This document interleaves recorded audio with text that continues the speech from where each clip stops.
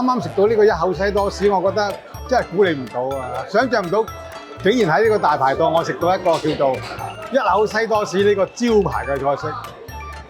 我真係估唔到啊，好特別，好好食。花生味很濃郁，然後那個甜度也不會太甜，不會膩，就剛剛好。記得曾經最高峰日賣幾多份咧？哇！嗰日做到隻狗咁啊！我記得都有200幾份嘅，係啊，因為其實我哋開鋪嘅時間好短啊，但係我哋賣咗200幾份。一份好味嘅西多士有啲咩要求咧？我覺得其實師傅嗰個心機好緊要嘅。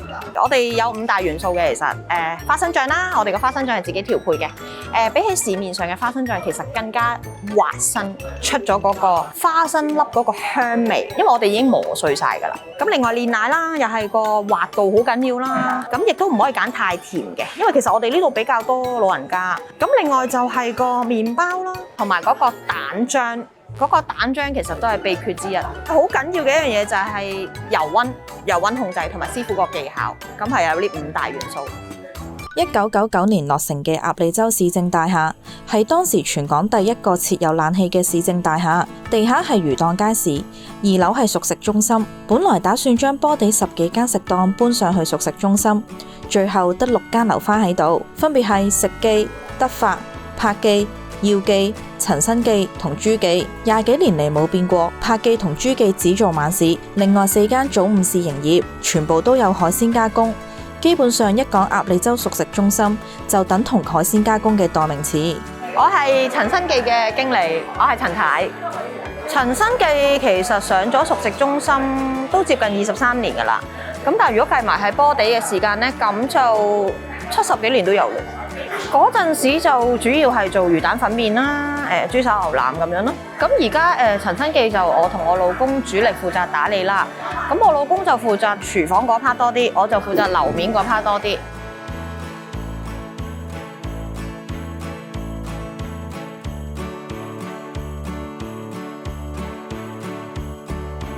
我哋一返嚟就第一時間就係開檔。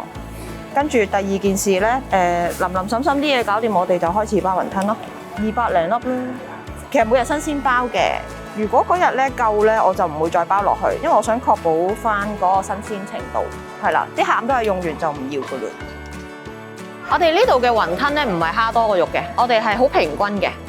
新鮮豬肉還新鮮豬肉啦，跟住就有蝦啦，亦都會有香筍嘅。咁可能未必好多人聽過呢一種材料。但係其實你食過就知，其實佢係一個好豐富口感同埋味道嘅嘢嚟。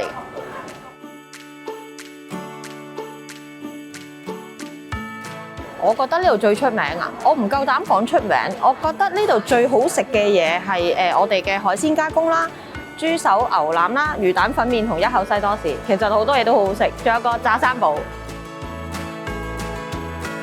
炸三寶入邊其實我哋有超薄嘅脆魚皮啦，咁亦都有我哋每日新鮮包嘅雲吞啦，同埋一個彈牙嘅脆魚角。魚皮咧，我諗大家未食過咁薄咁脆嘅魚皮嘅。炸雲吞嗰個皮咧，我哋都係用大塊嘅皮嘅，嗰個脆皮嗰個面積多啲啊。出邊啲炸雲吞應該係好少餡料嘅，咁我哋呢度嘅餡料係比較多嘅，變相大家食落個口感咧就豐富啲。個炸魚角都係好彈牙、好脆口嘅。好多人都話我哋嘅炸三寶咧，雖然係一份炸物，但係冇油膩感嘅，係啦，反而係空氣感多好多，所以大家可以嚟試下。我想問下你係呢度嘅街坊定係遊客㗎？唔係遊客，又唔係街坊，喺好遠嘅好似，但係嚟呢度打波，所以嚟幫襯。幫襯咗幾耐啊？應該超過10年。每次嚟呢度打波都幫襯嘅。通常過嚟係食啲乜嘢啊？我哋多數咧就喺下低就買啲海鮮，我哋自己帶嚟嘅咧就呢個豉油皇大蝦啦、發灼魷魚，同埋一條清蒸方梨。咁呢度有幾樣都係好出名嘅，呢個叫做三寶，同埋嗰個燜牛筋鯭都係好靚嘅。同埋我哋最後仲食嗰個多士嘅。一口西多士，初初食都好特色嘅，佢夠鬆，同埋甜度啱好。一口西多都係正。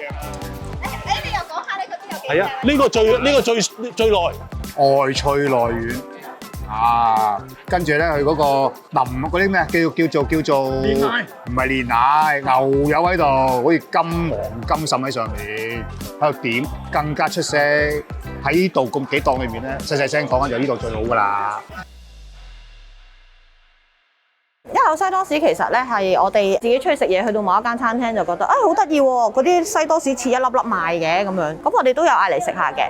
咁但係唔係我哋自己理想中嗰個味道。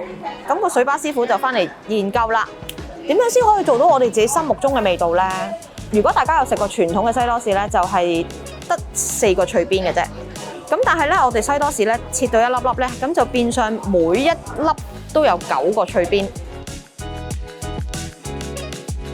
炸完個西多士咧，你個西多士咁細粒咧，變咗個脆邊會好，唔係話好脆。咁我哋喺度諗點樣可以做到外脆內軟咧？咁啊，最後慢慢研究咗大約5、6、7次到啦，咁就成為咗自己理想中嗰個味道。我哋個西多士係用無添加麵包啦，同埋我哋攞翻嚟會自己切啦，切到好厚啦。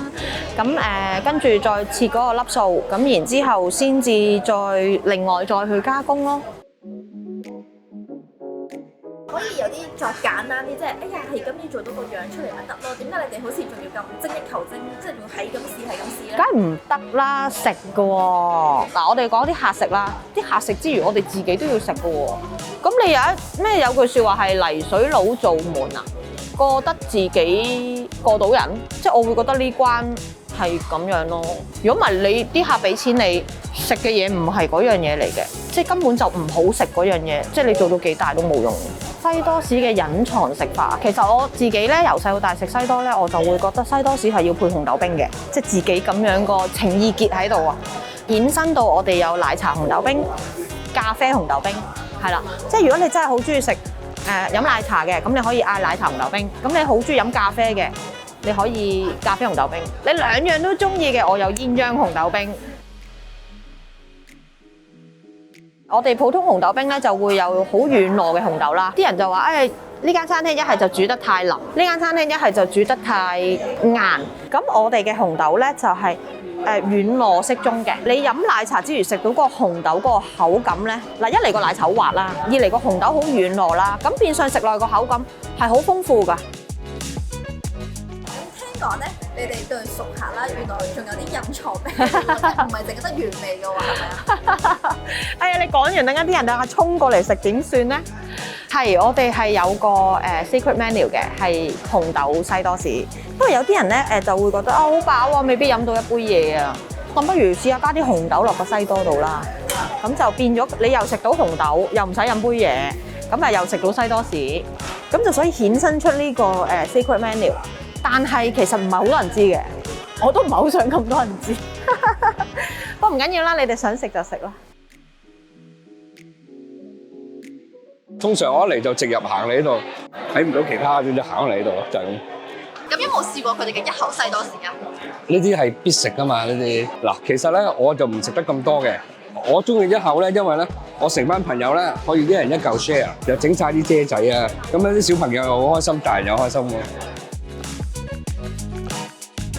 因為其實咧細個大家有冇去茶樓食過啫喱啊？成日都嘈住啲阿媽話我想要份啫喱，其實唔係為咗食份啫喱，係想要把遮。自己就會覺得我份西多其實都幾靚啊，咁我不如插少少裝飾物上去啦，咁就即刻就聯想到呢把遮啦。一開頭出嘅時候驚啲客唔係好中意，就會喺落雨嘅時候先至插上去，落雨天嘅特別版。咁但係慢慢衍生到，原來好多小朋友都好中意把遮㗎，咁就變咗好啦，全部都送俾你哋啦。可能會有遮仔啦，會有菠蘿啦，會有少少兔仔啊，或者係其他嘅 decoration 咯，咁就滿足少少自己嘅儀式感。咁椒鹽瀨尿蝦果皮蒸鮑魚，呢個咁大隻，我哋蒜蓉粉絲蒸好冇？蒜蓉粉絲蒸啊！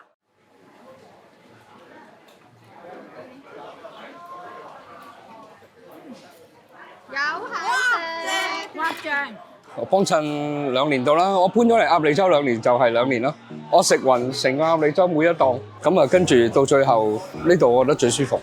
我分時段嘅喎，嗱早餐就食佢嘅牛腩啦，唔使講嘅，好正啊牛腩，因為佢嚿嚿咧嗰啲牛腩咧都有筋嘅，即係連埋牛筋咁好正嘅。我成日問佢點整啊，平時就帶啲大廚嚟食海鮮啦，好似今日嗱後面咧有6個大廚海外嚟嘅，咁啊我啲朋友所有朋友嚟香港，我都帶嚟呢度食嘅，喺下面買完即刻拎上嚟煮，海鮮要拿捏得好準，因為個街市咁靚啲海鮮，如果去錯鋪頭，嘥晒我啲海鮮，因為我撞過好多次板嘅鴨脷洲，咁我呢度係最準、最精準咯，拿捏得。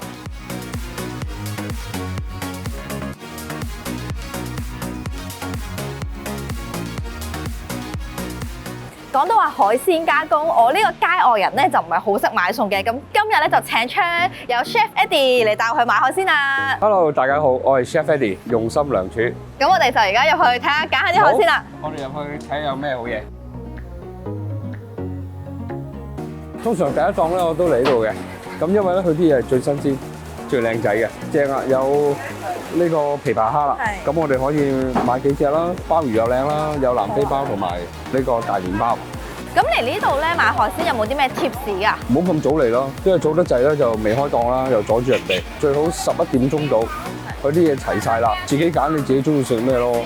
咁最緊要係揾到一檔係老實嘅啫，冇呃你稱啊咁咯。你知檔檔都唔同啊嘛，不過我就比較喜歡幫襯呢檔老實啲。其實檔檔都新鮮呢度，不過呢檔咧就靠得住，因為有陣時你唔知噶嘛，俾人揾老襯又唔好啦，係咪？姐姐啊，整2條9肚魚，係啦，跟住4條啦呢啲獅頭魚係咪啊？係啊，呢個獅頭魚。呢個咧，我哋一陣間咧愛嚟叫佢酥炸咗佢，呢啲好好食嘅呢啲海魚。大佬，我要琵琶蝦，要2隻大嘅。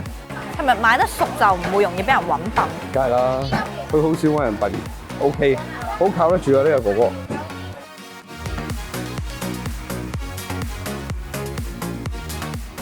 跟住整隻墨魚，整隻墨魚。我平時好少嚟買餸嘅，我要點樣先知嗰個嘢係真係咁好咧？你見到佢好新鮮噶嘛，好 live 噶嘛，全部都係扎跳噶嘛呢度啲嘢。嗱，你睇下啲琵琶蝦，嗰啲瀨尿蝦，跟住啲油全部游晒水，嗰啲金股係嘛？你睇幾 fresh， 因為佢咁你見佢死沉沉，我哋梗係唔好買啦。360蚊。360，超平啦，500蚊應該得啩？得嘅。Eddie，我哋喺呢一檔係買咩啊？呢度咧賣貝殼類嘅呢一檔，咁咧佢啲貝類好正嘅啲貝類。咁咧嗱，今日咧有我最中意食嘅蝴蝶蚌。咁佢同平時食開嗰啲貝殼類嗰啲呢個鮮甜好多嘅。你食完之後有要求㗎啦。哦，明白，收到。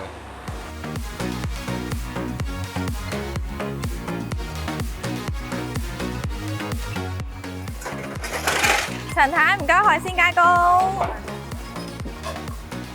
陳太，想問下呢幾款海鮮應該點樣煮好啲啊？點樣煮啊？呢個蝴蝶蚌我哋乜嘢都唔好落，就咁樣蒸。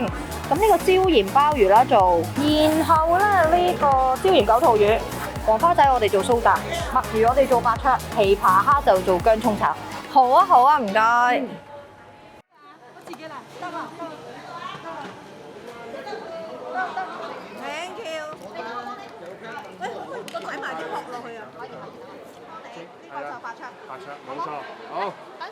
多唔多客人過嚟係海鮮加工啊？多啊多啊，因為其實我哋近海啦，樓下就係街市啦，下面買上面煮係真係一件好快脆同埋好簡單同埋好方便嘅事，真係好多人買完不如我唔想煮啊，咁就不如拎上嚟啦，我哋又會幫你洗乾淨、湯乾淨、整好晒，咁就成碟你坐喺度等食得咯喎，咁樣咯，同埋我哋個價格相對係比較平，所以其實都會好多客人上嚟咯。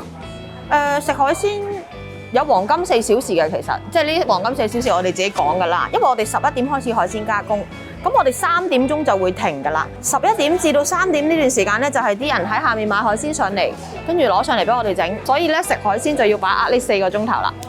咁我想問下，係咪都係上到嚟先會有海鮮加工咧？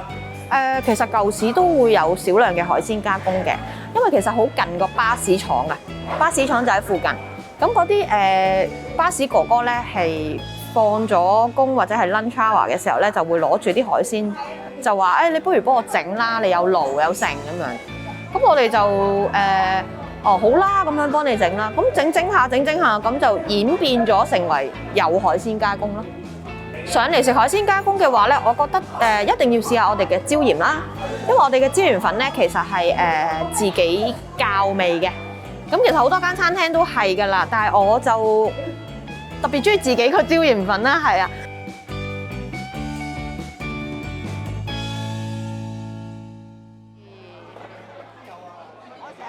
你第一次過嚟呢度食，你覺得呢度嘅食物點啊？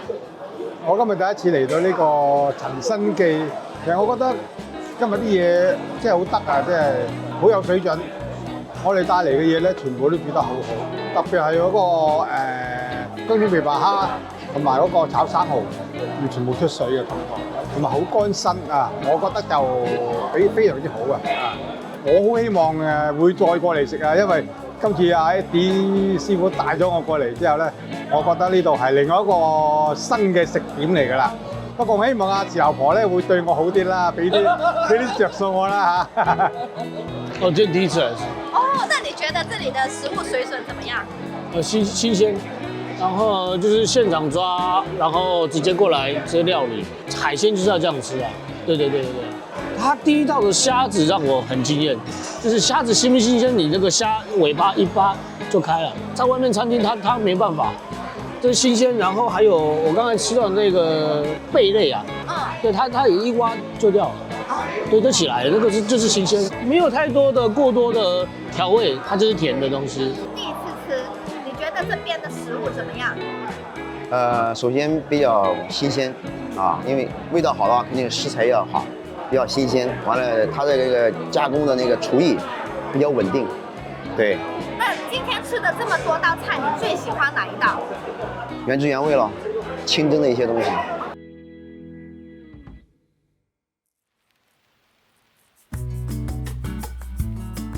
呢個地方雖然好細，但係其實細有個好處嘅，大家都 close 啲咯。無論係食嘢啊、買嘢啊嗰啲，全部都好有人情味。